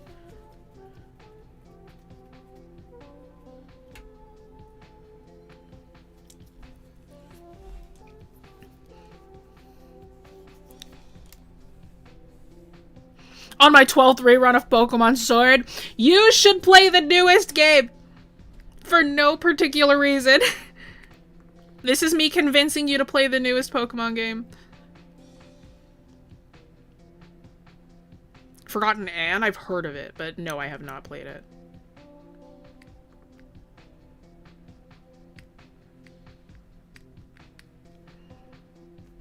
I love Sword. I played Shield. It's a great game. I did like it too. Here's my thing, right? I think that, like, Pokemon Sword was in the right direction in terms of writing because Pokemon Sword had such good characters. The story was really lackluster, but I really liked the characters of Sword. They did a really good job at, like, that was where Pokemon started to care more about their character writing, I think. And they had such strong characters in Sword and Shield, and then they started to, like, ramp it up even further. And you could say whatever you want about Scarlet Violet's performance, easily the strongest story and characters that Pokemon has had in years. Scarlet and Violet it was a masterpiece in terms of writing. I loved Scarlet and Violet, and this current game, Legend ZA, is not as good as Scarlet and Violet in terms of, like, the full story writing, but I am far more invested in these characters than Scarlet and Violet's. I love the ZA characters, and, like, very clearly I'm fixated on one of them, but I loved all of ZA's characters. Like, there isn't a single one I didn't like. I think that they were all done really, really well. Favorite Gen 5! I love Gen 5. I am very much, like, in terms of, like, games order, like, that I really love, it goes Gen 5, Gen 9, and then ZA. Like, in terms of, like, games that I really liked. And, like, my top 3. I am absolutely a Gen 5, like, Gen 5 person, though. Like, I love Gen 5.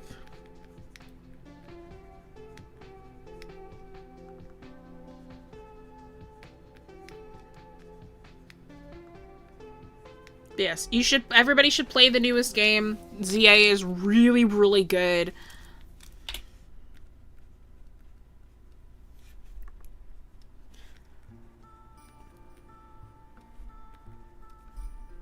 The people saying that it sucked literally just like to listen to themselves talk.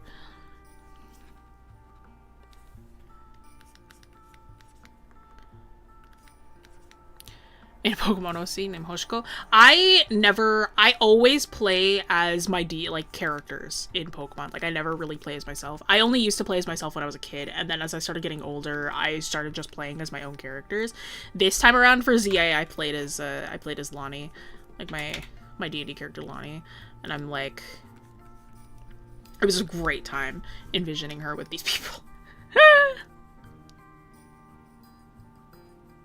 I never actually played a Pokemon game before, only watched playthroughs, so my opinion should be taken with a lot of salt. I mean, no, that's fine. I think Sword and Shield was also really good. I just, like, the story itself was very lackluster to me.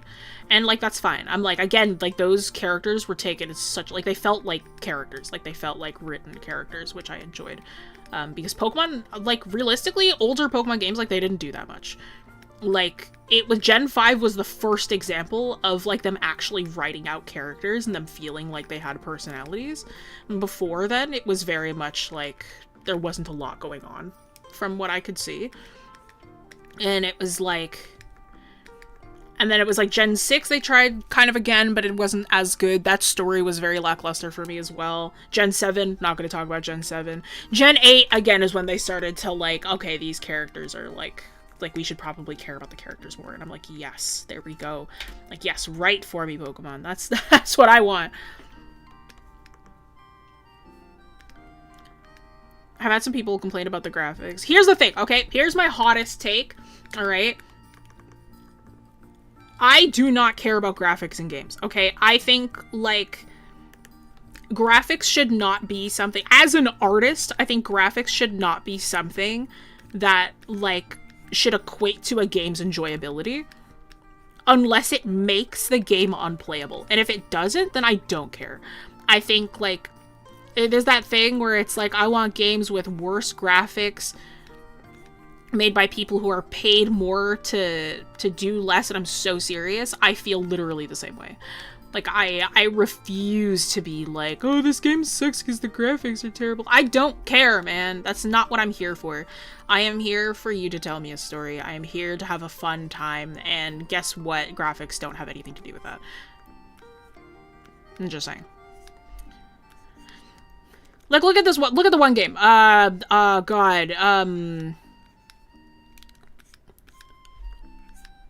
What was it? Untitled Goose Game? Low poly. Low poly, so, like, low poly, but the mechanics were fun. There wasn't really any story, but it was, like, the mechanics were fun. The gameplay was great. And that's all that matters. You know? I'm like, that's what your priority should be. You know?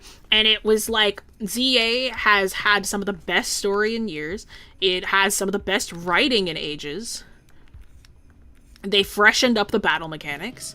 I think the game was phenomenal. Easily a 9 out of 10. I'm not even joking. Yeah, Untitled Goose Game. Played Wolf Simulator, worst graphics, I love it, yeah.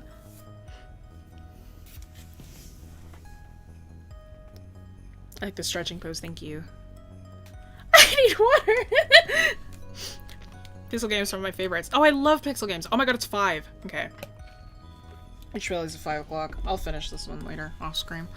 I haven't played it myself, but I really want to. You should. It's so good. I'm really normal about it. It's really good. I'm just gonna, like, really quickly toss in a couple extra lines.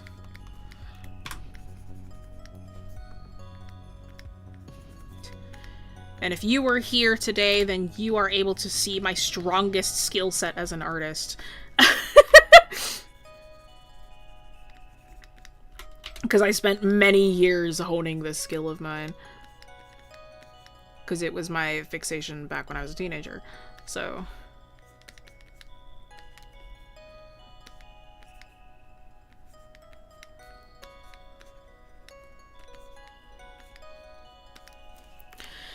Alright, friends.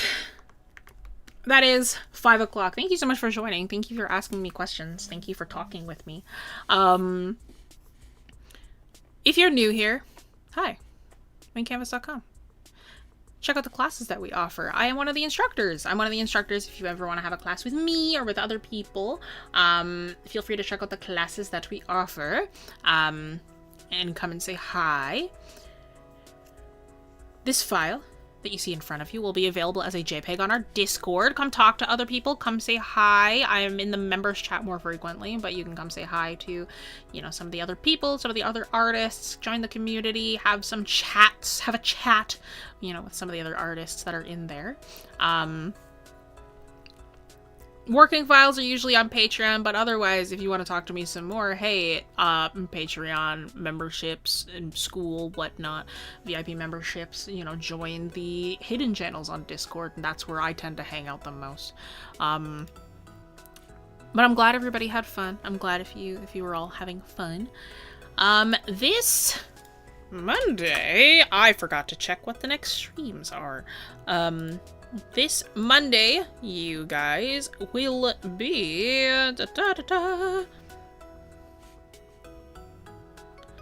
Monday, you guys are going to be with Faye. Faye is going to be painting some digital surrealism for you guys. Easy art style study. That's going to be interesting. And then on Halloween, on the 31st, you're gonna have a Halloween art special with Iggy.